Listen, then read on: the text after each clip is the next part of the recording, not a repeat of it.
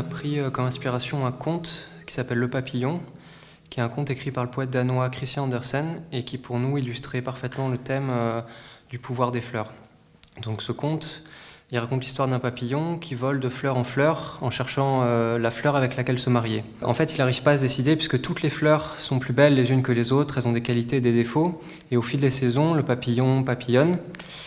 Et à la fin, il finit tout seul, sans s'être décidé, et il meurt en vieux garçon. Donc ça, c'est l'histoire du conte. Et nous, on l'a reprise et on l'a adaptée pour faire un jardin de fleurs à la fois...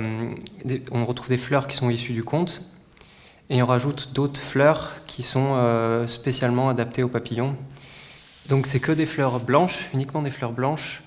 En fait, on a plusieurs îlots de plantation dans notre parcelle. Donc c'est une incitation à papillonner en fait, pour le spectateur, d'aller de passer de fleur en fleur, jusqu'à ce qu'il arrive à un moment où il trouve la maison du papillon. Et autour de cette maison, on a des chaises qui sont disposées, sur lesquelles sont accrochés le conte sur un petit carnet. Donc les gens peuvent lire le conte, qui est traduit en 3 langues, en français, en allemand et en anglais, et donc lire cette histoire du conte que nous, on n'a pas illustré de manière aussi triste, mais plutôt de manière assez joyeuse et une incitation à papillonner. Dans ce conte, ça illustre le pouvoir de charmer, en fait, comment la fleur peut charmer le papillon, et il y a aussi le rapprochement entre la fleur qui charme le jardinier ou le spectateur, mais aussi entre les femmes et les hommes.